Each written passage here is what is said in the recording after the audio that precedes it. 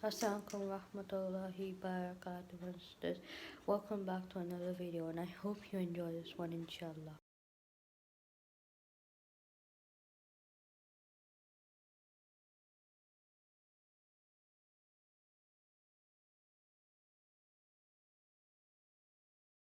Siedd, and you're listening to accidentalmuslims.com. Assalamu alaikum, Usama. Welcome to accidentalmuslims.com. So let's start. Who is Usama Siedd? Hi, well, first of all, thank you very much for having me. And yeah, well, my name is Usama Siedd, and I make a cappella music, which is music made by the voice. And I'm based off in Canada, where I lived most of my life. I live in a small city called Thunder Bay, Ontario, which I'm sure not many people know about. But I was originally born in Pakistan. And I was about 2 years old when our family moved up to Canada. You know, one of the reasons why I've told Siedd we need to interview you because I'm looking for talented Muslim individuals, and I found you trending on YouTube. How did it feel, seeing so many people watching your nasheeds? It was just pretty unreal, to be honest, because for me, I live in a small town, like a town of 100,000 people, and having 1 million people watch it, which is like 10 times the size of the city that I live. It's pretty awesome, and that you can have an impact on so many people. And yeah, like, it was just kind of crazy that people all over the world, people I had never ever met, that they were able to connect with the music that I wrote. And yeah, so that was really, really exciting, and hope that I can continue doing that. Usama, how did this all start? How did you decide to sing, especially nasheeds or Islamic songs? Well, I've actually been singing since I was very young. But I became really passionate about it, I guess, once I was in high school. In high school, I was required to take an elective class. So I signed up for this vocals class. And so in vocals class, because we were in a choir, I learned how to stack up different harmonies and how that can form into one complete song. And so that I became really passionate about it, and how I can use just my voice with creating music. And so that's how I got into music. Do you write your own lyrics? And if you do, from where do you draw your inspiration? In particularly, the song or the nasheed Mercy stands out for me. The lyrics are so beautiful. Tell us about that. Yeah, so I do write all of my lyrics by myself. As for where I get the inspiration, I would say just from life. Like, we go through so many experiences every single day. And for me, writing has always been the best way to get my thoughts out. I've obviously listened to a few of your songs, and your YouTube video starts off with saying that all sounds are made by my hands and my voice. Is there no instruments in your songs? And tell us, why have you chosen that path? Yeah, so all of my music is made just by my voice and my hands. It actually started in high school, because when I was in the school choir. So I learned that you could, if you just stack up a bunch of harmonies together, you can actually create a song just by the voice. And yeah, so I just fell in love with it, and just have been doing it ever since. Are you doing this full time? Or obviously, I mean, you need to pay the bills. So how do you balance doing this and also paying the bills? So right now, unfortunately, I'm not doing this full time, even though I absolutely would love to. It's just that right now I'm also an engineering student at the university here. And so the biggest struggle for me, rather than finance, is actually time. It's trying to balance school with recording, and so there's always like a push and pull between those two. So I've been trying to be more organized, I would say, in order to sort of accommodate for that.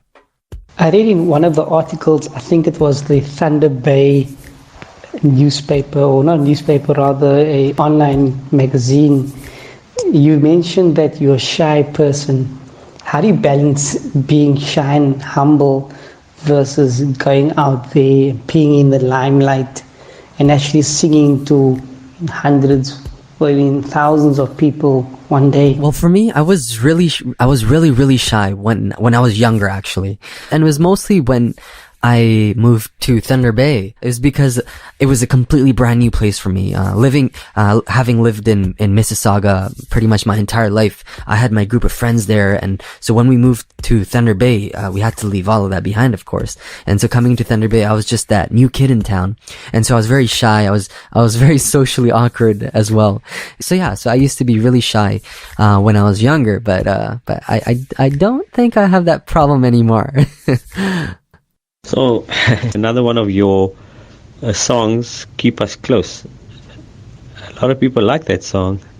And to be quite honest, it sounds like a love song. Is it? If it is, this is groundbreaking stuff in terms of what Muslim nasheeds or songs are usually about. Explain that journey. Well, Keep Us Close is a wedding song. So I decided that I'll make a wedding song, and yeah, so I sat down and I just I wrote it up. One of my favorite songs, in fact, the favorite song that I love, I Need You. Really amazing. In fact, my wife, she gets irritated with me playing that song every time. I Need You is my favorite song, but I want to know, how long did it take you to write that song, and why? Thank you very much. I'm glad you enjoyed that nasheed. I don't know exactly how long that took, but I know it was fairly quick, because I remember once I sat down to write it like everything sort of just started pouring out almost. Because for me, like, I always was a person that was always able to put my thoughts on paper, much better than I would be able to do any other way. So like, when these thoughts and these feelings, sometimes you just kind of just brush it over and it just gets buried inside.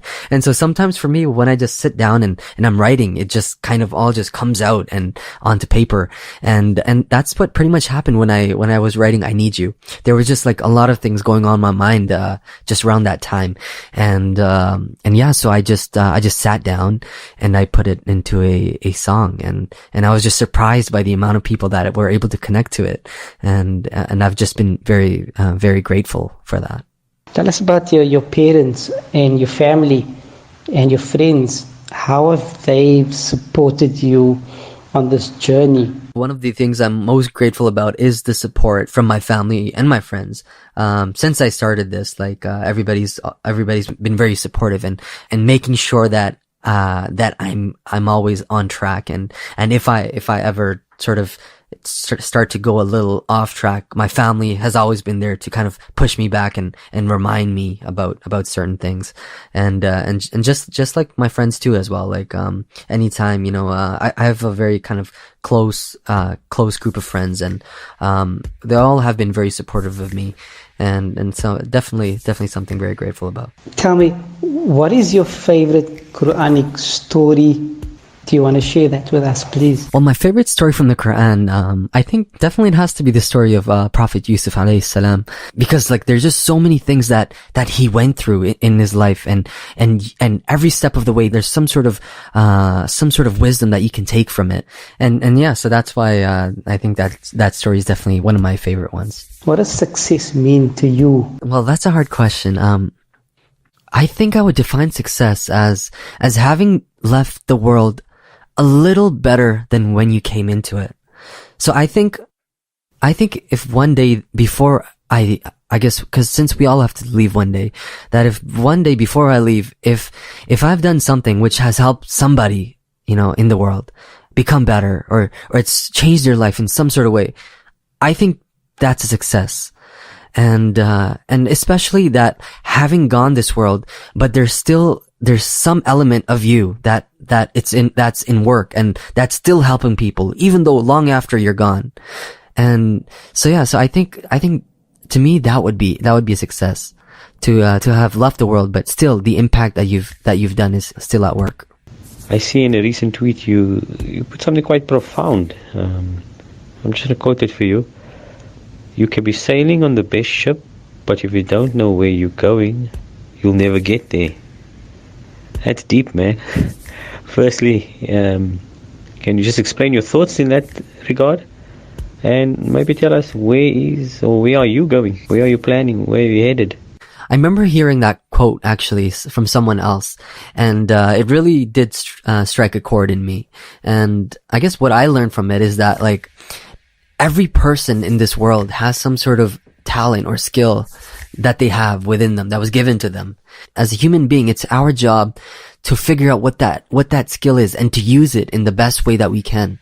And as for me, I just want to continue creating nasheeds, which are almost like reminders. Like I want to write stuff that can bring people back to their faith without being preachy about it. It's almost like reflective.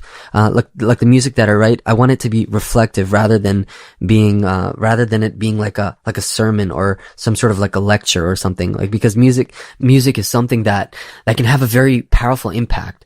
And yeah, so I wanted to use it as a vehicle that people can be inspired by and sort of reflect on. As you can imagine right now, part of what accidentalmuslims.com is trying to do is we're trying to inspire young Muslims to claim back their Islamic identity, to be proud, not just to be Muslim by name or fit in with the crowd or with the cool group, but rather we want them to be at ease with the fact that what it means to be Muslim. And by showcasing stories of other people doing it, other Muslims particularly doing inspiring things, we want the youth to be inspired. Tell me, have you got a message in this regard to the youth of the world, in fact? Well, I would say just be yourself, be confident in who you are, and don't let anybody change that. Because in the time that we live in, it's so easy to start copying other people. Because, we're always on Facebook and Instagram and YouTube, and we're always on social media. And so you kind of get caught up into trying to be like somebody else, trying to be like somebody you're not. And you slowly begin to lose your own self. So I would just say that just be yourself, and no matter what your friends think, just don't let that get to you. You just have to focus on where you want to go, and just stick with it. And one day you'll see the benefit of it. So, you're obviously early in your career. I don't exactly know what the lifespan of a musical artist is, or nasheed artist is, but let's say in 30, 40 years time, you're looking back at 2017, what is it that you hope to have achieved with your music, with your skill, with your art, with your faith? I guess for me, it's to have done something that is consistently helping people to become better in some sort of way. And so I hope that I would continue creating nasheeds that are meaningful, that people can relate to, and maybe can help them become better, or just serve as a reminder. And if not that, then maybe even just so they can feel good about life in general, right? And so yeah, so that's what I would hope to one day see looking back. Usama, I want to really thank you and say shukran. I really appreciate your time for this interview, and I wish you only but the best. May Allah bless you and your family, and inshallah we hope to see you next year in Cape Town. We never know. Hopefully we can help you come to Cape Town, come to Joburg, come to Durban in South Africa, and hope to work together and connect with one another regularly. Inshallah, all the best. I appreciate your effort and appreciate your creativity for this deen. Assalamu alaikum. Well, thank you very much for having me. Stay tuned to the next video, inshallah. Allah Hafiz, brothers and sisters.